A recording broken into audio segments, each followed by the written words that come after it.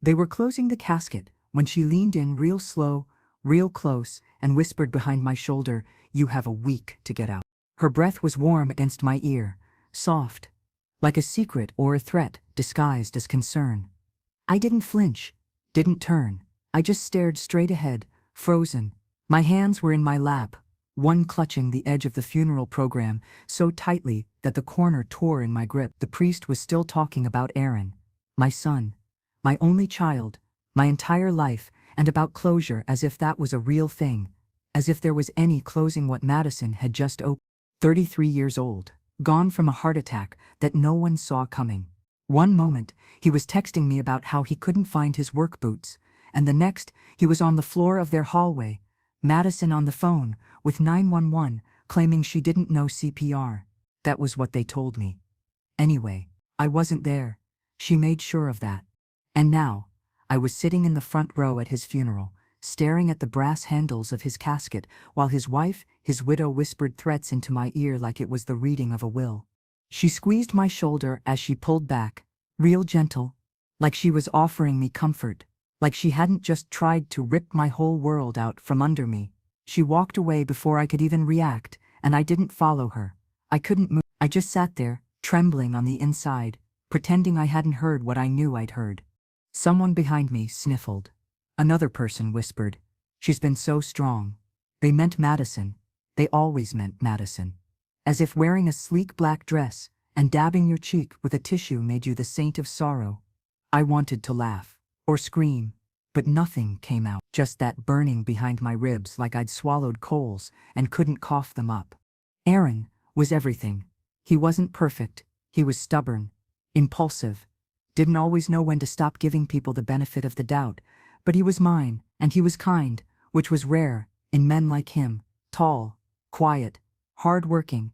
He called every Sunday even when Madison said it was too much. When he got laid off 4 years ago, I gave him the money for the down payment on this house. He never asked for it. I just showed up with the check. That's the kind of relationship we had. But after they moved in, things changed. Subtly. The phone calls got shorter. Madison answered instead. Or not at all. I convinced myself it was just newlywed stuff, that things would even out, and when he invited me to move in after my knee surgery, I believed it meant things were okay again, that this was still a home for both of us. I never imagined I'd be here, sitting at his funeral, in a home I helped build, being told to pack my things.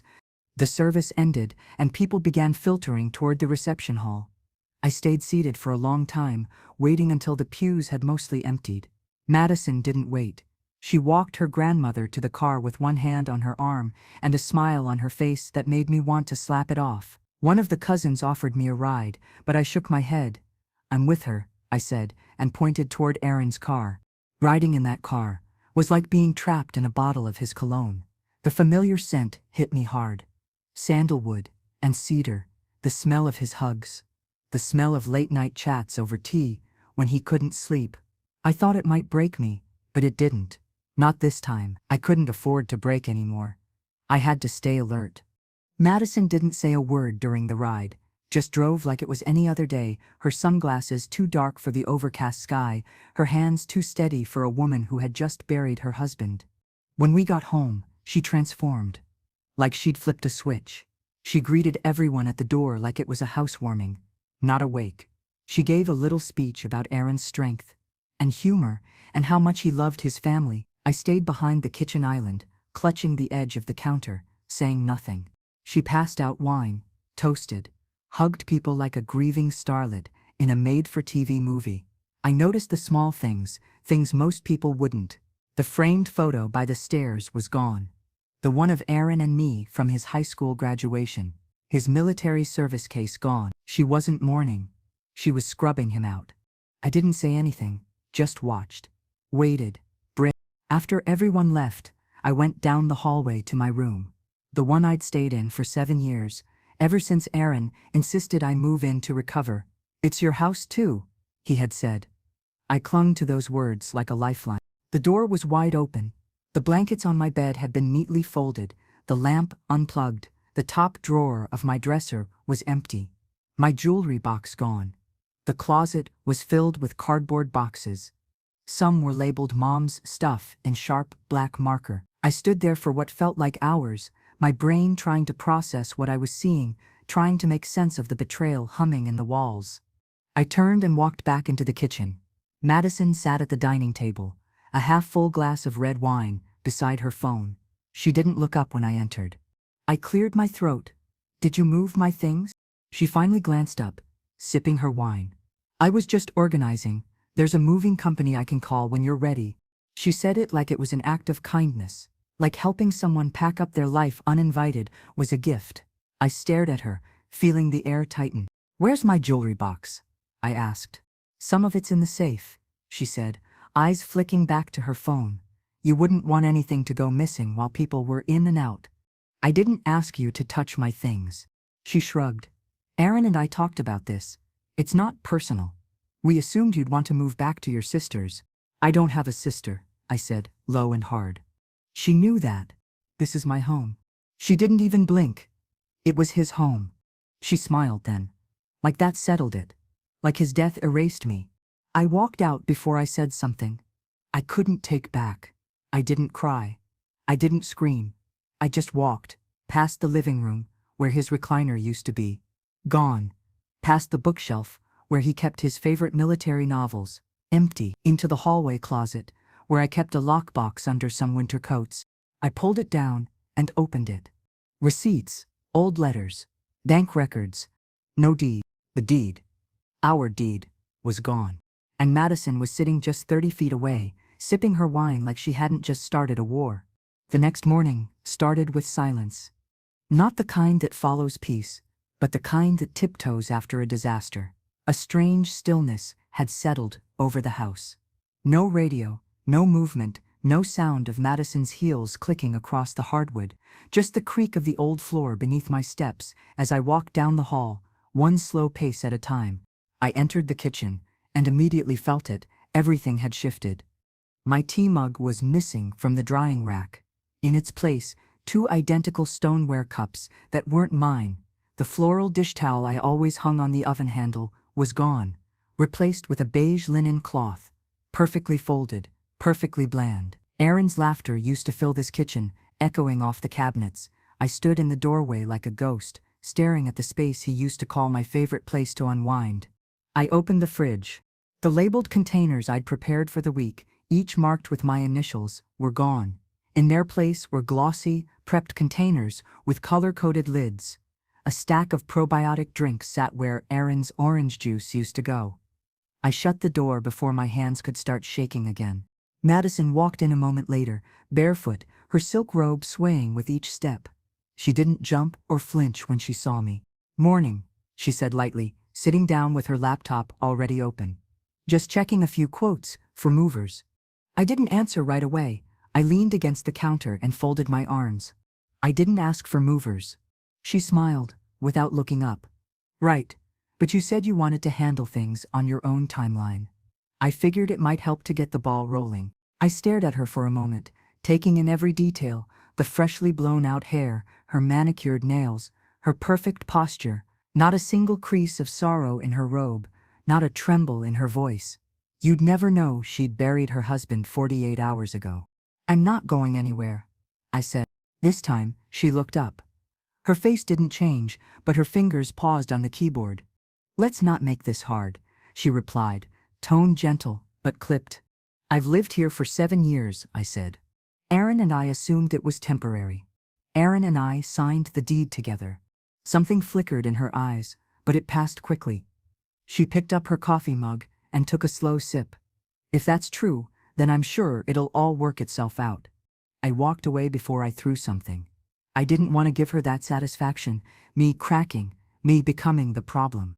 I ended up in the living room, a place that once held warmth, now stripped to bone.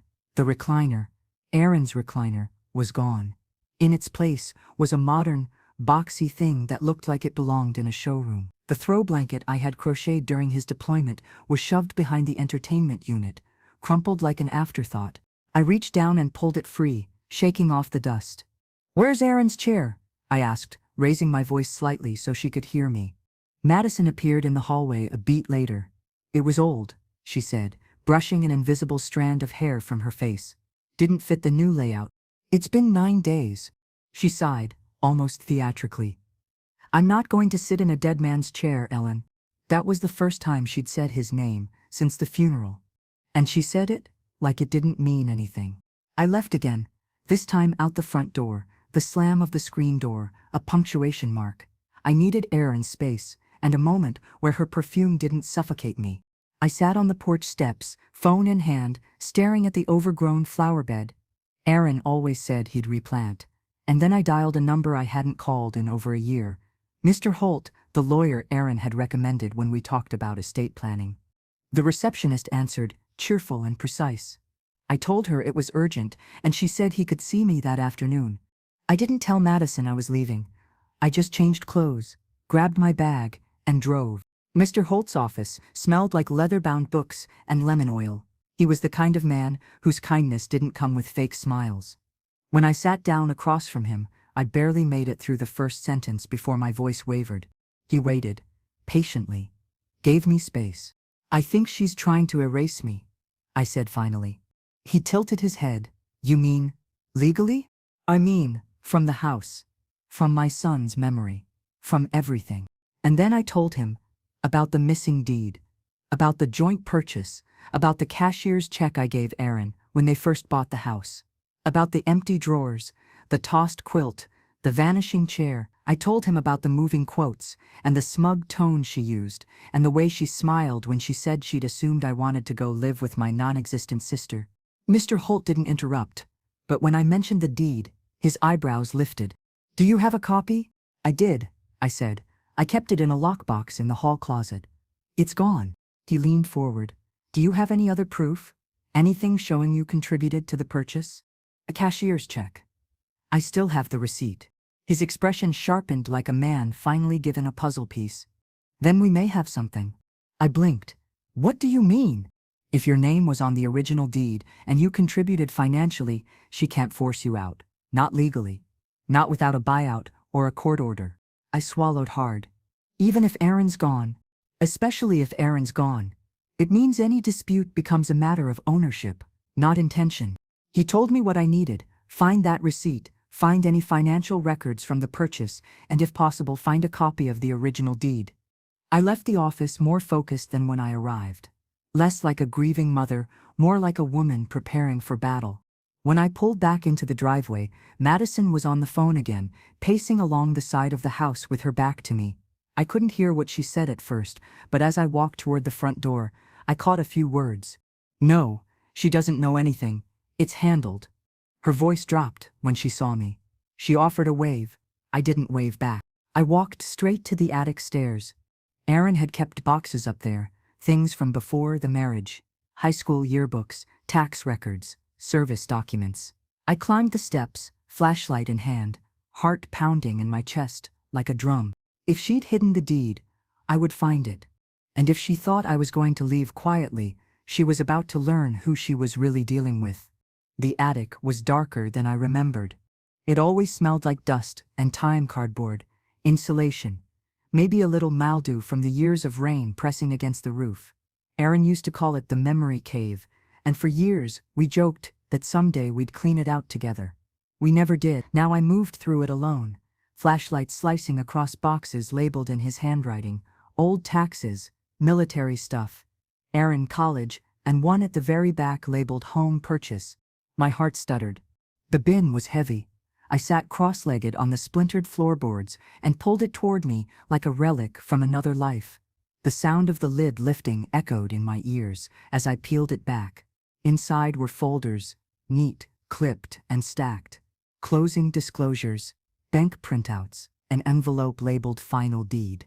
I reached for it with hands that barely felt like mine. I opened the envelope and pulled out the document, unfolding it slowly like I was unwrapping a secret. My name, his name, side by side, both signatures, both dated, both notarized, filed with the county office 6 years ago. It was real, it was legal, and most importantly, it was proof. For a full minute, I couldn't breathe. Then I folded the document carefully, slid it back into the envelope, and tucked it inside my coat. Behind me, the attic ladder creaked. I froze. Her voice floated up like smoke. Looking for something? Madison stood at the bottom of the ladder, one manicured hand on the railing. Her head tilted just enough to look curious, not confrontational, but her eyes, those were sharp. Watching me, measure. I met her gaze without blinking, just sorting old papers. She smiled. Tight. That's good. I wouldn't want you to get stressed. I climbed down slowly, the envelope secure, under my coat. She stepped aside, letting me pass like she was being courteous, like we hadn't just had a silent duel over a piece of paper she was likely hoping had disappeared forever. She didn't follow me, just stood there in her cashmere sweater, barefoot, glass of wine in hand, watching me walk down the hall like I was a guest overstaying her welcome. That night, after locking my door and double-checking the window latch, I scanned the deed into my phone, emailed it to Mr. Holt, and backed it up in 3 places.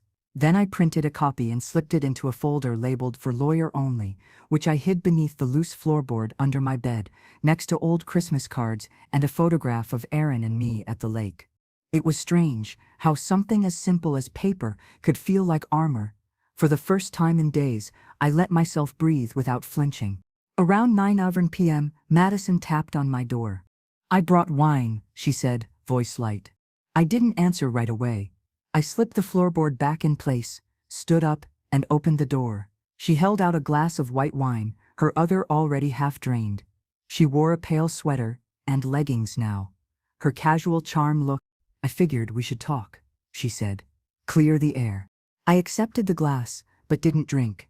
She led the way to the living room and perched herself on the edge of the couch like she was on a daytime interview. I know things have been tense, she said, folding her legs beneath her, but Aaron always said, this house was for us, for our future family. I said nothing. She looked down at her wine, swirling it gently. I don't want it to get ugly. I just want to move forward. My eyes drifted to her left hand. She still wore his wedding band, a symbol she clung to like it was a weapon or a shield. I didn't speak. Finally, she looked at me again. You understand, right? Have you spoken to a lawyer? I asked calmly. Her mouth twitched, just a little. No, I didn't think it was necessary. Maybe it is. She narrowed her eyes.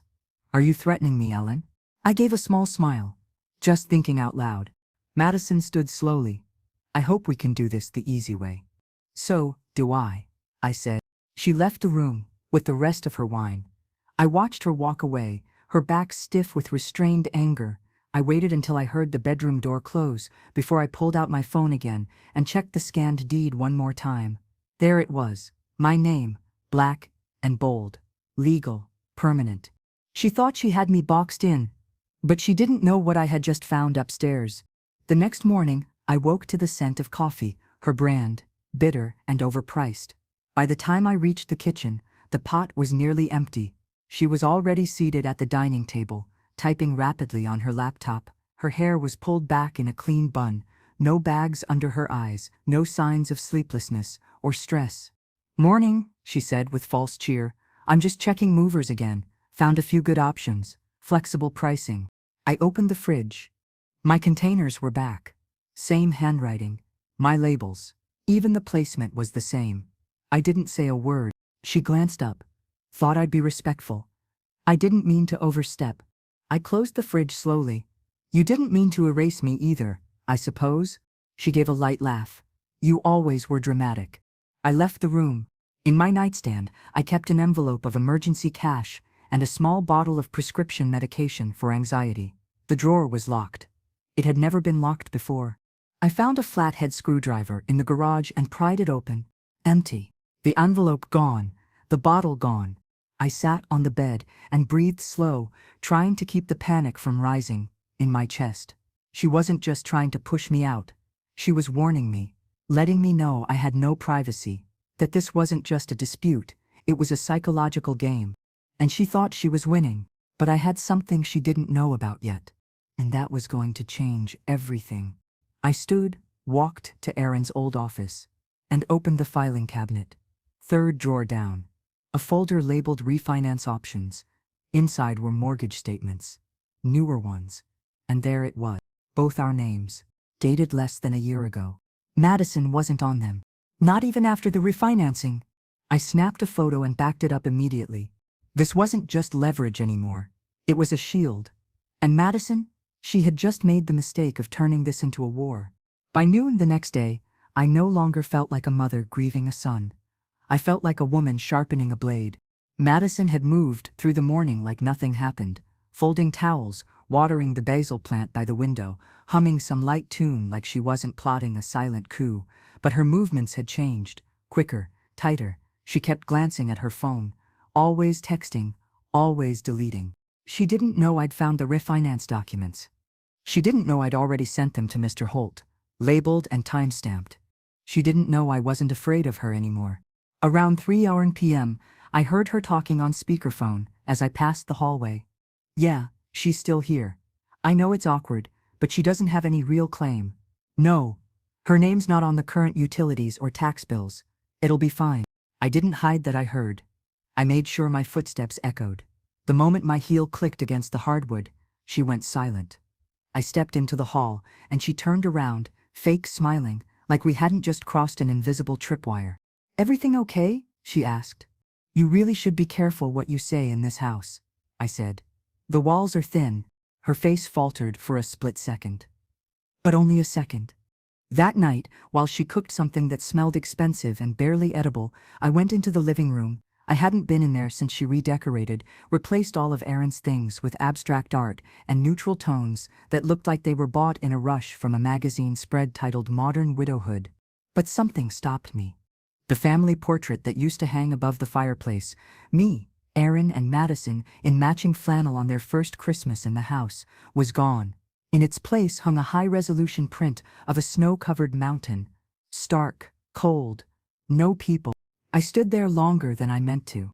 At 7 p.m., she announced, "Chinese food tonight." She didn't ask what I wanted, just left my meal in the takeout bag on the counter. No plate, no napkin, no courtesy.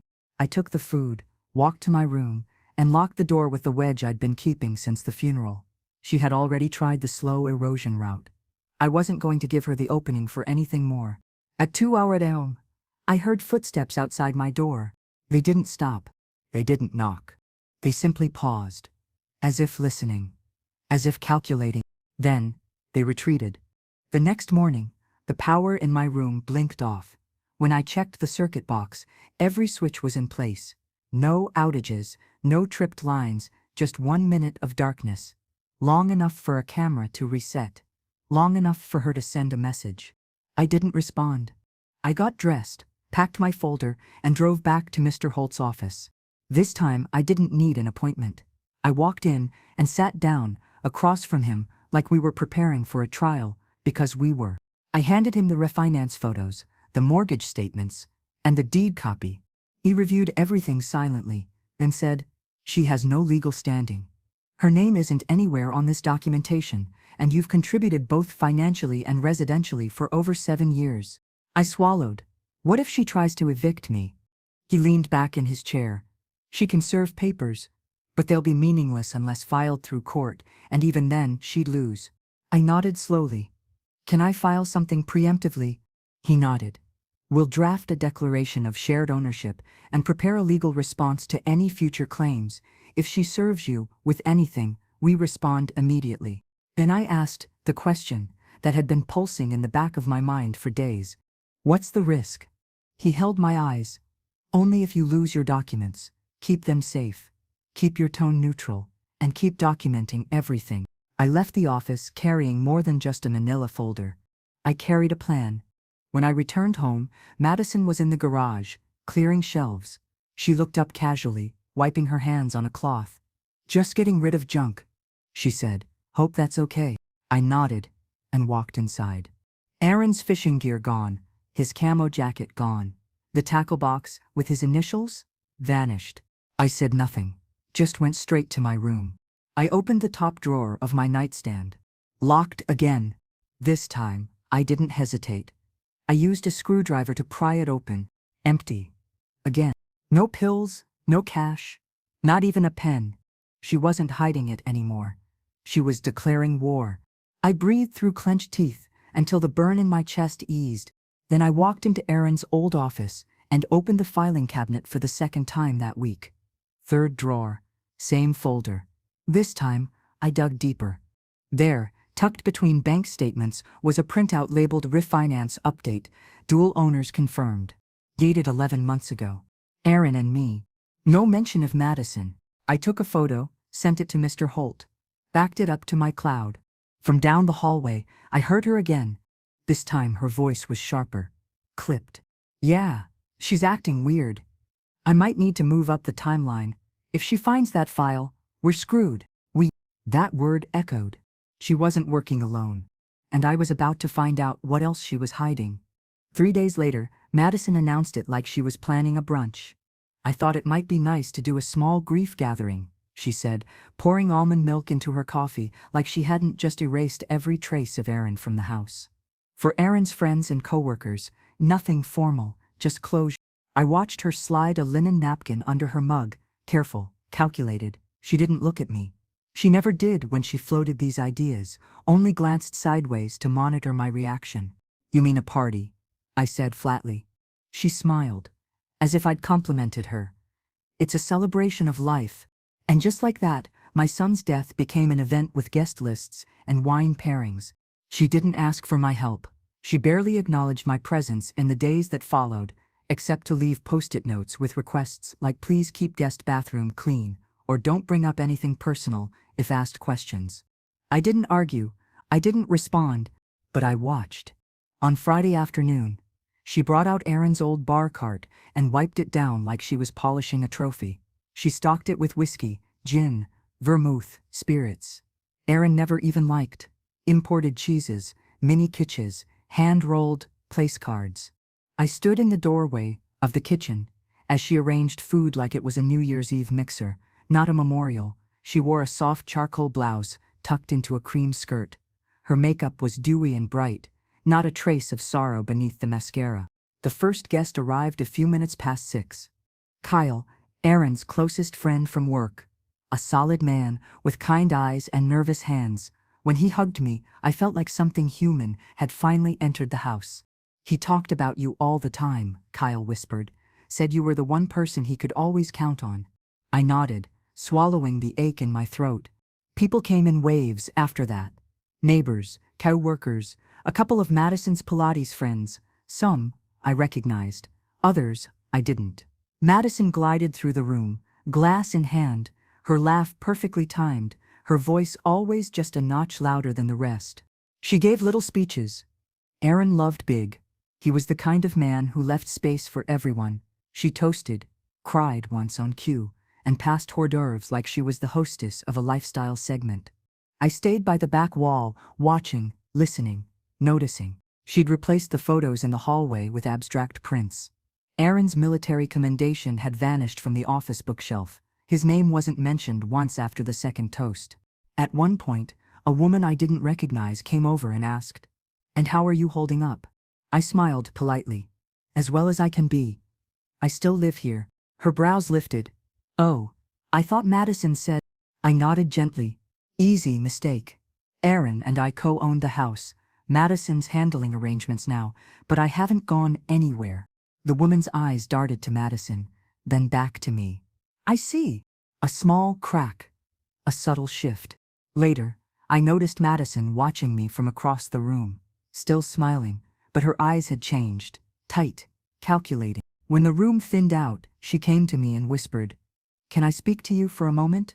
We stepped into the hallway. She closed the door behind us and dropped the smile. "Are you trying to start something?" she asked. I answered a question, honestly.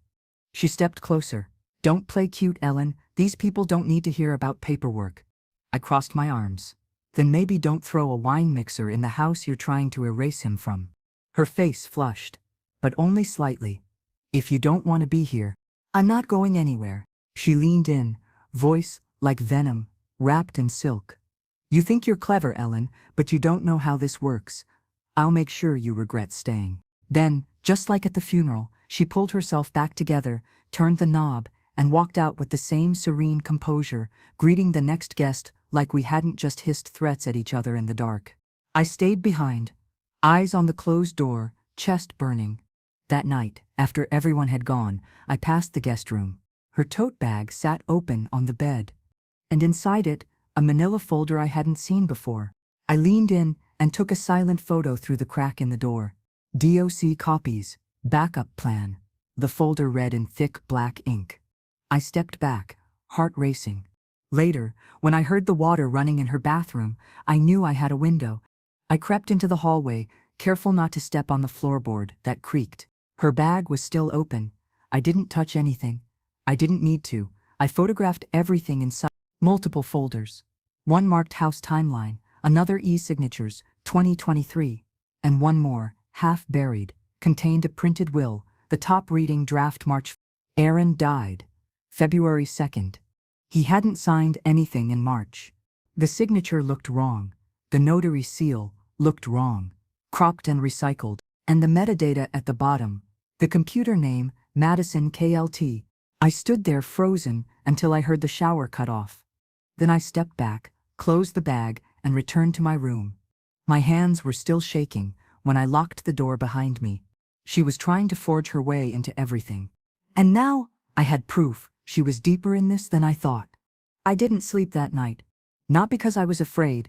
No, that feeling had long since calcified into something colder, but because I was processing, calculating, watching the pieces shift into place like a puzzle that wanted to be solved. Every folder in that tote bag, every line on that draft will, every signature that didn't match, they told a story.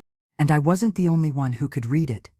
Madison was forging a version of reality she thought no one would question. A widow, alone and burdened, who had every reason to inherit everything. But her mistake wasn't in the story. Her mistake was underestimating the one person in the house who remembered how the original story was written. Me. The next morning, I walked into the kitchen to find her standing by the sink, wrapped in her ivory bathrobe, holding a crumpled tissue and staring out the window. Her face was tilted just slightly downward, the soft morning light catching on her cheekbones. She didn't turn when she spoke. Sometimes, it just hits me all over again. I stood in the doorway, silent. She sniffed lightly, dabbed under her eyes, and then turned around with that soft, brave smile she wore like makeup. I'm sorry. I just miss. I didn't answer. She hesitated just long enough to seem vulnerable, then placed a hand gently on her belly. Not dramatically, just an. And in that moment, something shifted. I froze. It wasn't just grief anymore. It was a reveal. She looked up at me, eyes wide with soft sincerity. I didn't want to say anything until I was sure. I'm pregnant, Ellen. My breath stopped short. The kitchen floor felt like it tilted beneath me. Pregnant? After everything? Now? And as if rehearsed, she walked over to the kitchen table and placed a small sonogram photo down beside the fruit bowl. I walked toward it slowly, like it might detonate. The date on the image was printed in clean black font, 4 weeks ago. 4. Not 8. Not 10. Aaron had died 10 weeks ago. How far along? I asked, my voice level but low. She hesitated. About 8 weeks, maybe 9. It was too quick, too rehearsed. And now, I picked up the sonogram, turned it slowly in my hands. The corner showed her name, a clinic I didn't recognize. The date, precisely 4 weeks ago, blew a hole through her lie. The math didn't add up. None of it added up. I used a donor, she said suddenly, sensing my pause. Aaron and I talked about it, just in case. He wanted me to have a piece of him. I nodded slowly, handing the image back. Not because I believed her, but because I knew I couldn't let her see the alarm flashing behind my eyes. She smiled, relieved. I hope you understand now why this house matters, why stability matters. That was the angle. She was setting up a court narrative, grieving widow, carrying a child, forced to cohabitate with an emotionally unstable mother-in-law. Sympathy stacked on strategy. It was theatrical. It was manipulative. And it was fake. But I played along. I softened my shoulders, looked down like I'd folded inward. That changes things, I whispered. Her whole face relaxed. She thought it worked. She thought her little performance had landed. But the second she left the room, I pulled out my phone, found the photo I'd taken of the folder from her bag, the one marked e-signatures 2023, and cross-referenced the sonogram date with the file timestamp. They were 4 days apart, both from the same week, both planted. She hadn't just made up a timeline, She was trying to engineer reality. And she had no idea I was already holding the thread that could unravel it all. I forwarded both files to Mr. Holt with a short message, "We need to talk." His response came an hour later. "This helps. If she's claiming pregnancy, we can request medical records to verify the timeline. If it's fake, it's fraud." I called him. "What if she faked the whole thing?" I asked. "Then she's not just manipulating the estate, she's committing intentional legal misrepresentation. If she tries to use that in court, we can shut it down. But you need to keep collecting, keep everything calm, and document everything." "She's trying to bait me," I said. "Then don't bite." So I didn't. I cleaned the bathroom. I folded towels. I went to the store and bought milk and fruit like I hadn't just seen my son's legacy being twisted into courtroom theater. "And Madison?" She turned up the dial. "This baby will need so much space," she said later that evening, passing me in the hallway. I nodded. "It'll be hard raising a child in a hostile environment." I smiled gently. She was trying to provoke me, but all she saw was a woman who seemed to be slowly backing down. She didn't know I was building a case behind every nod and every sign. "Sure, dear." The next day, I found an envelope slid under my door. A manila folder marked urgent, 48 hours notice. Inside was a typed document, not court-stamped, not notarized, claiming that due to emotional instability and unsafe behavior, I had 48 hours to vacate the premises. I read it twice. Then a third time. And with each read, my smile grew colder. It was sloppy, unofficial, clearly homemade. The formatting didn't even match county standards. But the last line made my blood run cold. "Failure to vacate will result in law enforcement involvement and potential elder neglect claims." That was her play. Not just eviction. Accusation. She wanted to paint me as dangerous, volatile, a threat. She was setting up a narrative for court, for the public, for anyone who would listen. An old woman too unstable to share a home, a grieving widow at risk, and now, a child. I didn't react, not even when my hands began to tremble. I slid the letter into my evidence folder. Then I opened my laptop and wrote, "Madison has officially overplayed her hand. It's time. Meeting ASAP." Then I grabbed my keys and drove straight to Mr. Holt's office. Not to defend myself anymore, but to dismantle the world she was trying to build. The second I stepped into Mr. Holt's office, he knew something had changed. He didn't ask if I was okay. He didn't offer condolences or small talk. He just motioned to the seat across from him, took the folder I handed over, and began flipping through the pages in silence. First the forged eviction notice. Then the sonogram and clinic information. Then the screenshots of the metadata from Madison's laptop. By the time he reached the final page, he let out a low breath and muttered, "Jesus. She's threatening me with elder neglect," I said, "and using a fake pregnancy to support it." He nodded slowly, calculating.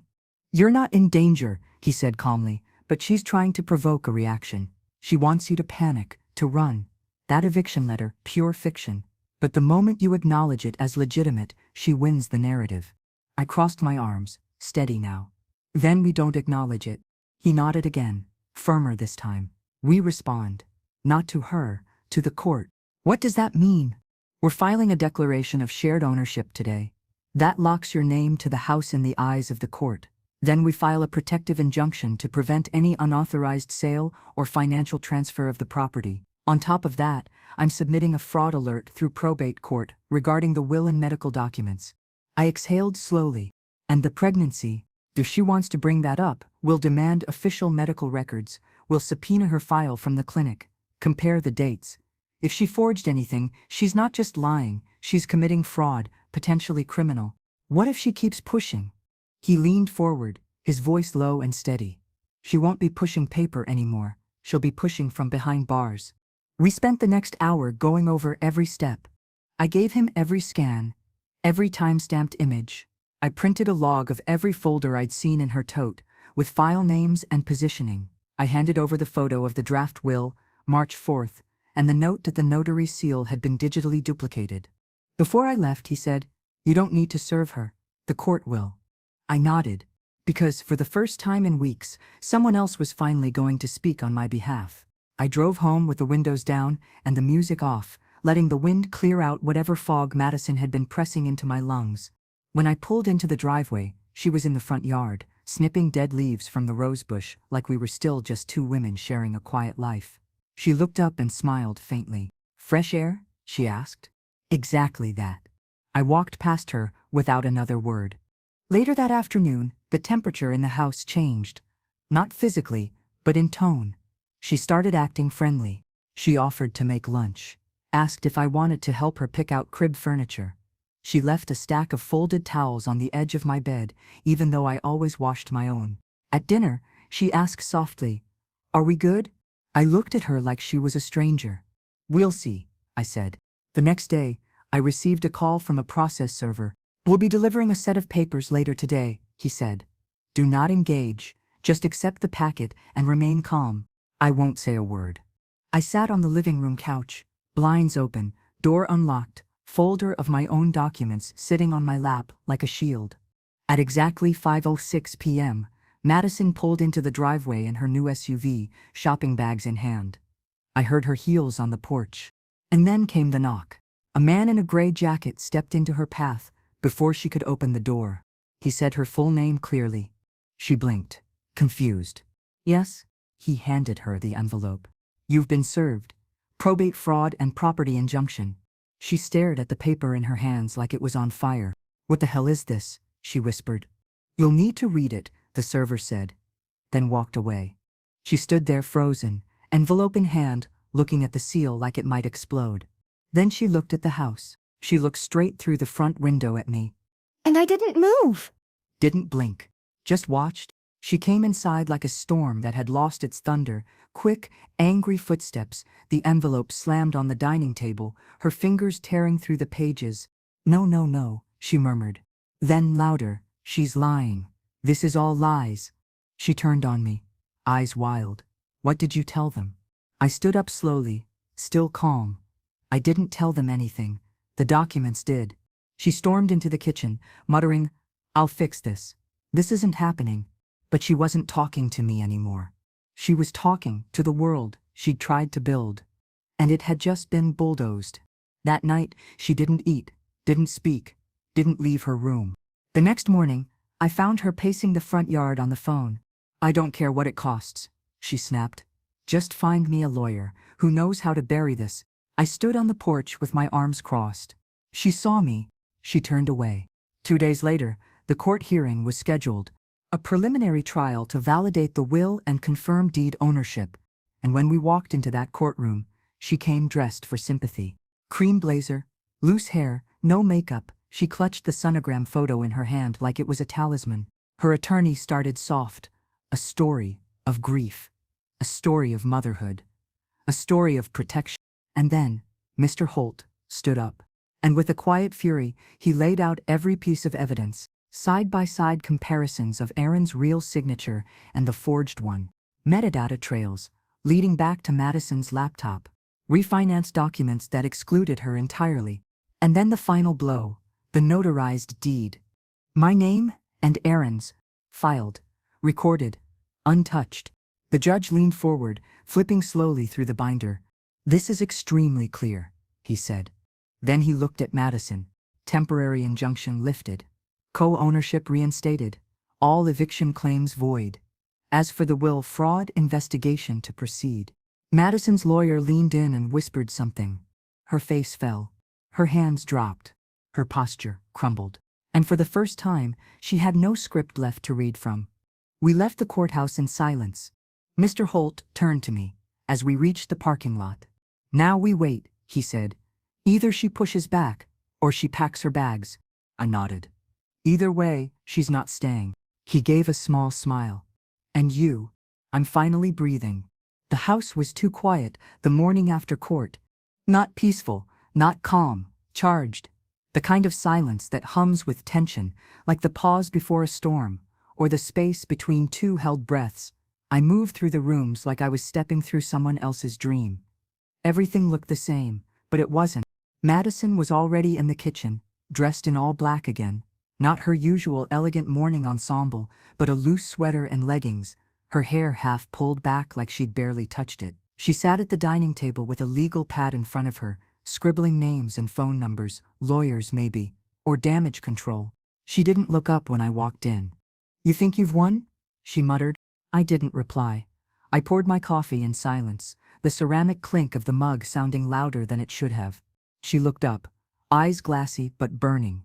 "You think just because some judge believed your little story that it's over?" I turned and faced her. It wasn't a story. It was the law. That hit harder than a scream. She stood up so fast, her chair screeched across the tile. "You don't get to steal everything from me!" I stared at her, really looked, not at the show she always performed, but at the woman underneath, the one grasping at illusions now shattered. "You tried to erase me," I said, "from a house I helped build, from a life I was always part of, and you used a fake will and a fake pregnancy to do it." She froze, mouth open, words forming and dying. "I was grieving," she started. "It doesn't land anymore," I said flatly. And it didn't. Not the tears, not the trembling voice. The act was dead, and she knew it. "Pack your things," I told her. "I'm giving you the respect you never gave me. I'm not calling the sheriff, not yet." Her mouth twitched like she wanted to scream, but nothing came. She grabbed her phone and stormed out the front door, slamming it behind her. I sat down and sipped my coffee. For the first time in months, it didn't taste bitter. It tasted like silence, like relief. That afternoon, I went into Erin's old room. I hadn't touched it since the funeral. The door creaked open like it had been waiting for me. I stood in the center of the room, surrounded by empty bookshelves, faded paint, and memories. The bed was made, the desk untouched, the drawers still closed. I sat on the edge of the bed, stared at the walls he painted himself, and whispered, "We're okay now, baby, I promise." Then I opened the top drawer and found something I wasn't expecting, folded neatly in the back. Behind an old keychain and a faded photo of us at the lake was a handwritten note. Unmarked. No envelope. Dated 3 weeks before his death. My hands trembled as I opened it. It was his handwriting. "If anything happens to me, I need you to know I'm sorry." I stopped breathing. Line after line spilled out guilt, frustration. The burden he had carried, trying to please 2 women at war. He admitted that Madison had been isolating him from everyone, that she controlled his time, his thoughts, even his silences, that he didn't know how to tell me because she made it seem like choosing me meant betraying her. And at the bottom, he wrote, "Don't let her take everything. This house was always ours, not hers. Do what you have to do, Mom." I sat there for a long time, gripping the letter like it was the only thing keeping me grounded. It was the final piece. The unforgeable proof of what I'd known in my bones from the start. Erin hadn't turned away from me. He'd been pulled, manipulated. And now, even from beyond, he was helping me put it right. I scanned the letter immediately, saved it, printed a copy, put the original in my drawer next to the deed, and labeled it personal motive, private. By sunset, Madison returned. She didn't knock. She walked in with fire in her eyes and said, "You'll regret this. I'll go to the press. I'll tell them you bullied a grieving widow." I didn't flinch. "Then I'll show them the ultrasound dates, the will metadata, and the letter Erin left me." She stopped cold. That last one hit. She didn't know about the letter. Her mouth opened, then closed. "You're bluffing. Try me." She turned and walked away, slamming her bedroom door so hard a picture fell from the hallway wall. I picked up the frame, reset it. Then I made dinner.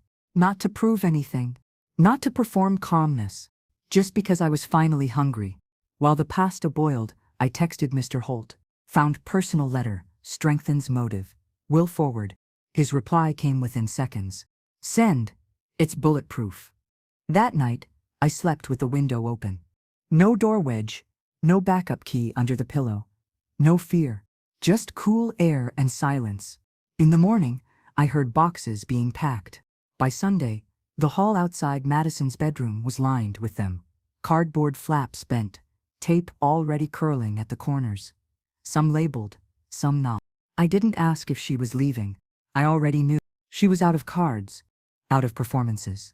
And whatever bluff she thought she had left had crumbled under the weight of court records and her own arrogance.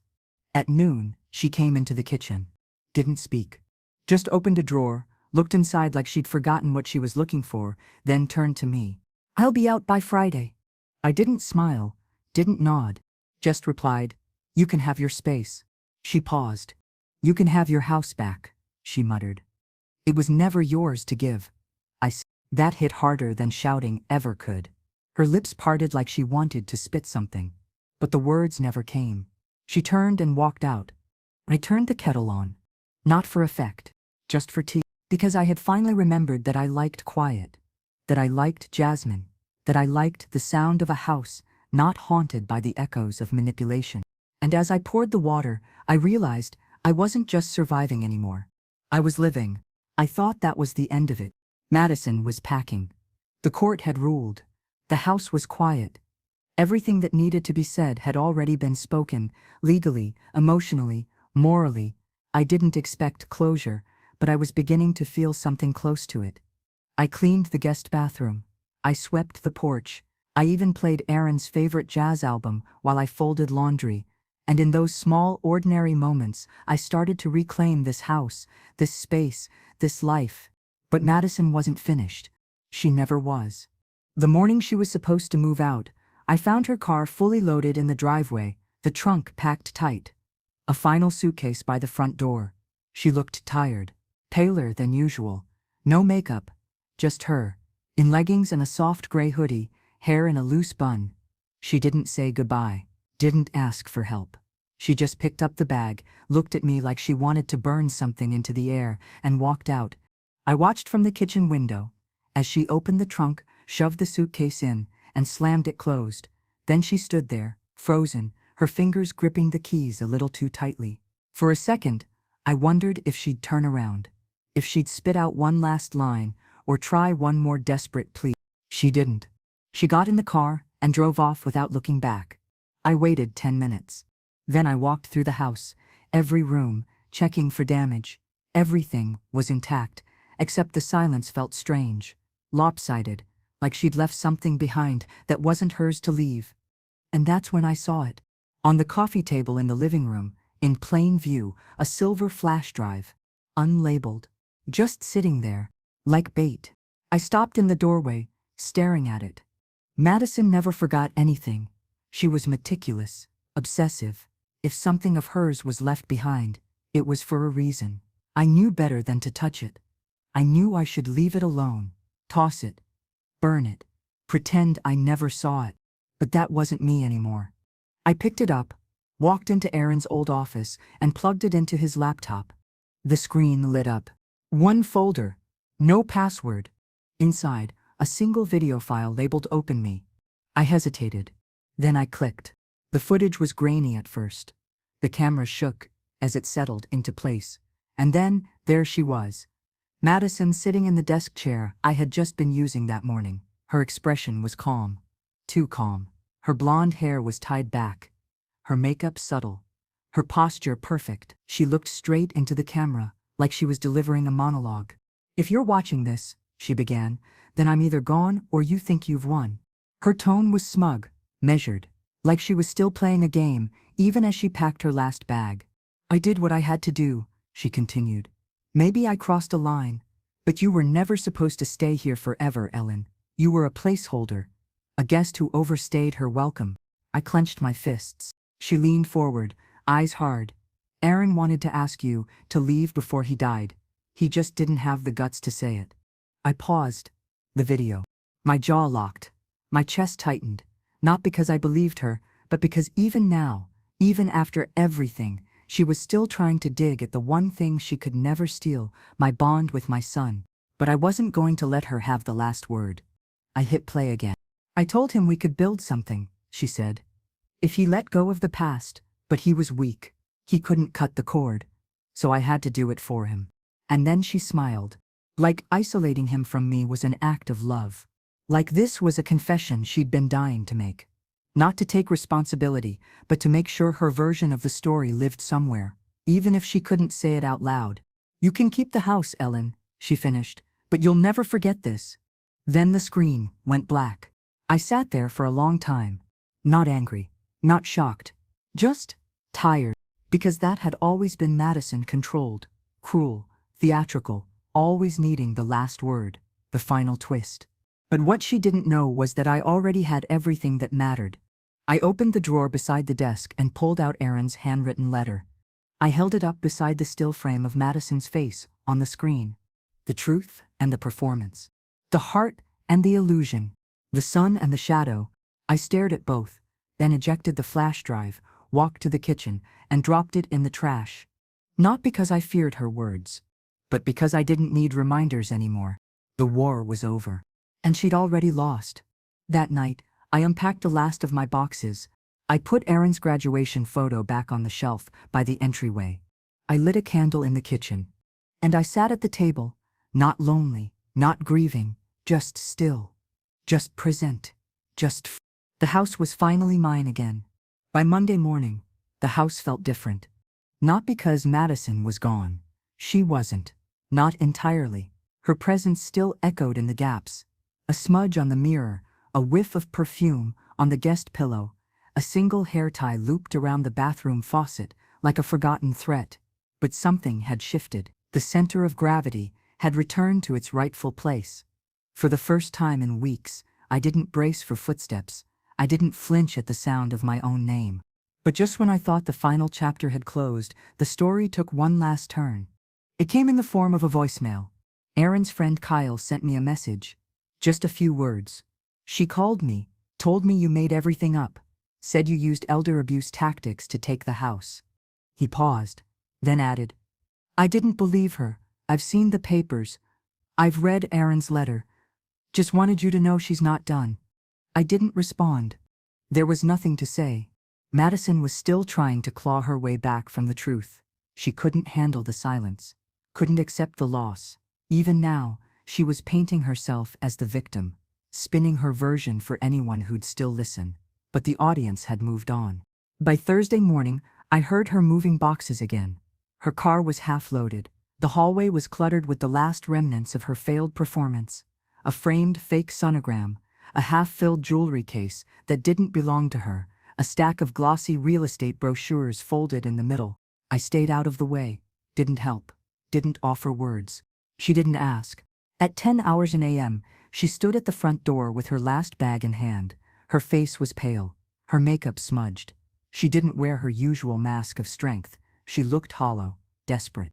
You don't have to do this, she said quietly. I stared at her. Neither did you. She blinked like she wasn't expecting that answer. Like she wanted drama, one final moment to cast herself in the role of wounded woman, but I didn't give it to her. I didn't yell. I didn't cry. I didn't slam the door. I just opened it. You have until midnight. She took a small step backward. Where am I supposed to go? She asked, voice barely above a whisper. Anywhere that isn't here. And then I closed the door. Not to be cruel, to be finished. From the window, I watched her stand on the porch for nearly a minute, frozen. Then she turned, got in her car, and drove away. No words. No look back. And I didn't feel victorious. I didn't feel smug or satisfied. I felt done. For the first time since Aaron's heart stopped beating, the house was still, truly still. I walked through each room like I was visiting a childhood home, remembering what peace sounded like. I cleaned the kitchen, put the books back on the shelf, opened the windows and let in the spring breeze that had been locked out by months of tension. And when the sun began to set, I turned off the porch light, locked the door and sat on the couch without listening for footsteps behind me. But then, I saw it. A glint of silver on the coffee table. Another flash drive. Not the one from before. This one was labeled, a tiny white sticker that read, "For eyes that understand."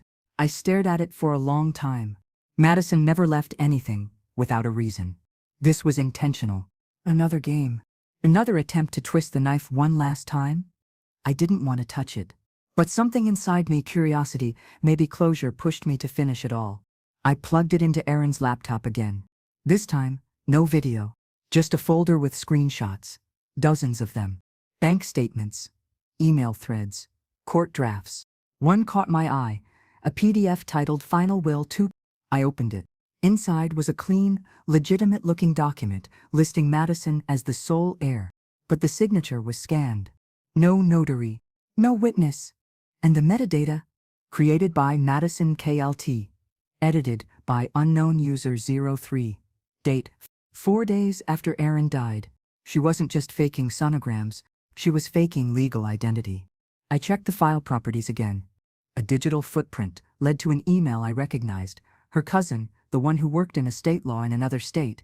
They tried to rewrite everything from scratch and failed. I copied everything, backed it up, sent the folder straight to Mr. Holt with the message, "Final fraud, confirmed. Traceable."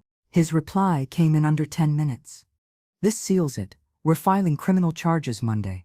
I closed the laptop and leaned back, finally breathing without effort. It wasn't just that she had lost. It was that I had survived.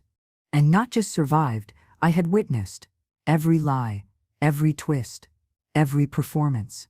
I hadn't just endured her story, I had dismantled it. Brick by brick, line by line. She had tried to erase me. And now, she was the one gone. The silence in the house wasn't tense anymore. It was soft, welcome, like the home had been holding its breath too, waiting for her to leave. That night, I made tea and sat by the window, watching the sky turn from lavender to navy. Then I took down the last abstract canvas she'd hung in the hallway. Behind it, still taped to the wall, was a photo I'd forgotten. Aaron as a teenager, arms around my shoulders, both of us grinning at the lake. I stared at it for a long time. Then I smiled. Because some things, real things, can't be forged. The morning after I sent the final flash drive to Mr. Holt, I woke before sunrise. The air in the house had changed. There was no perfume in the hall, no sound of someone stirring early to plot. The floorboards creaked like they always had, but not with tension, just age, familiarity. I padded through the house, barefoot, taking my time.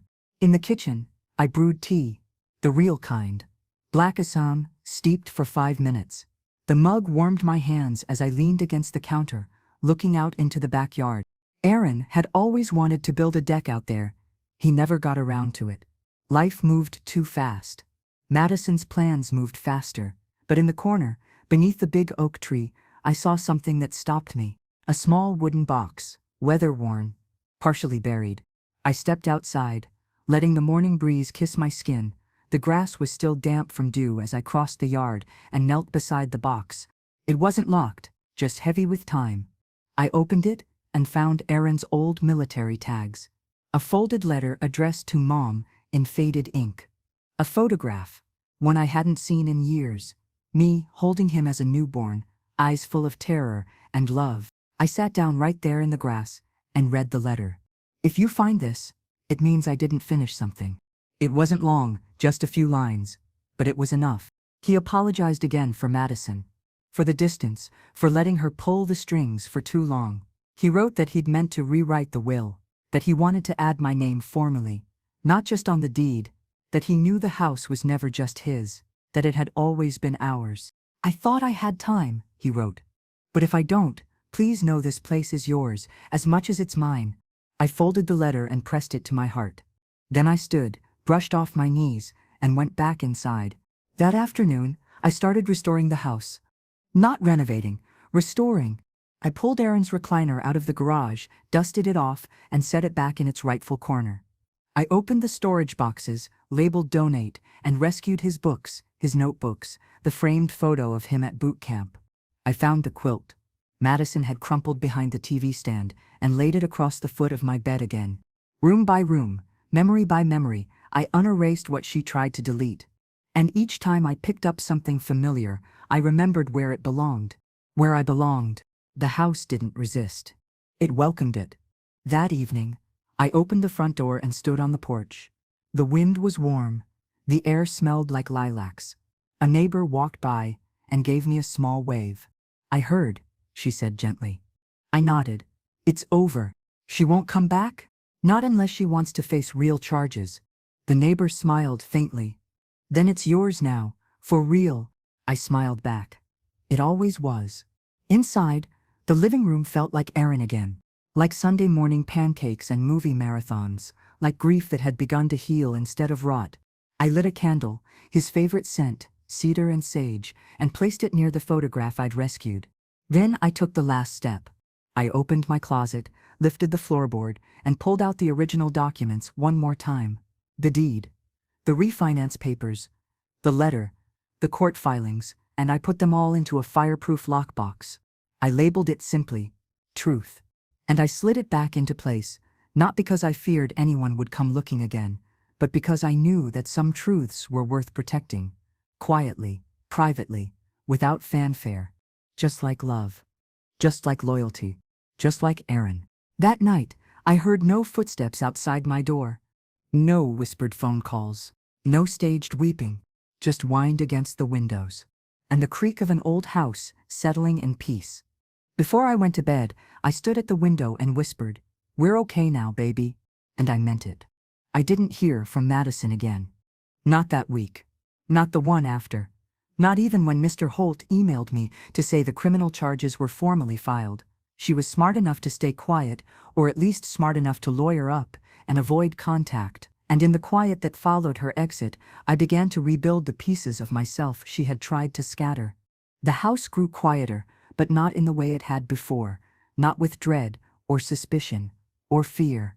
It was a warm quiet now, a lived-in stillness. Like breathing after weeks underwater, I started planting again. Aaron used to say my hands had magic in them, the way flowers seemed to grow. Wherever I touched soil, he'd laugh and call me witchy, especially when the lavender bloomed in rows. I hadn't touched the garden since he died. The dirt had felt like a grave. But now, with spring in full swing and the sun climbing higher each day, I found myself back in it, kneeling in the soft earth, seeds between my fingers, feeling not grief, but gratitude. That I was still here, that I had made it through. That afternoon, I found a card in the mailbox, no return address. Inside, a single line written in loopy, unfamiliar handwriting. "You won't win the public forever." No name, no threat, just bitterness, distilled into ink. I stared at it for a long time.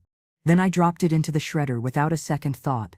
That evening, I opened the windows and let the twilight settle into the house.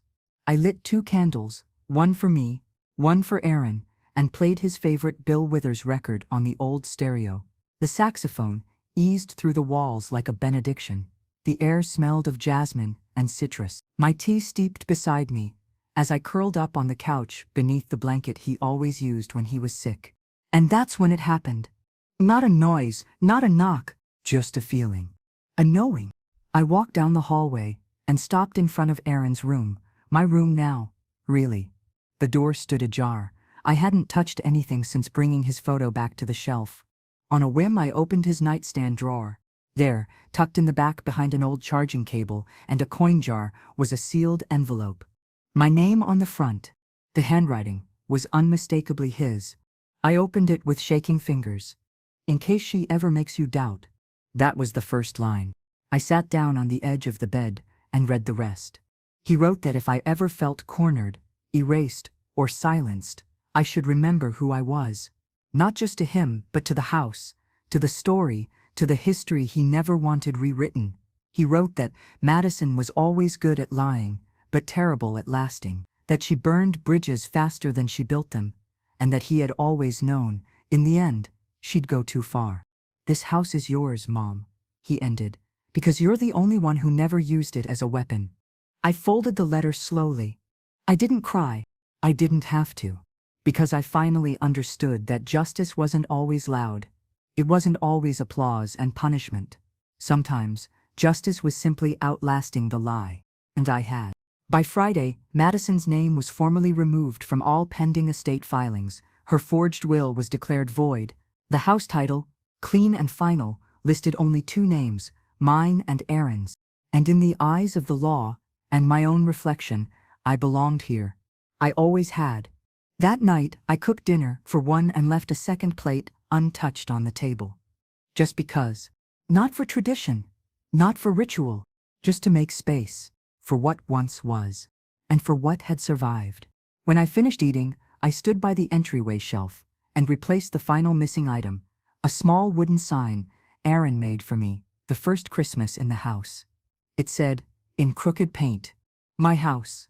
My rules." I held it for a moment, then placed it back where it had always belonged.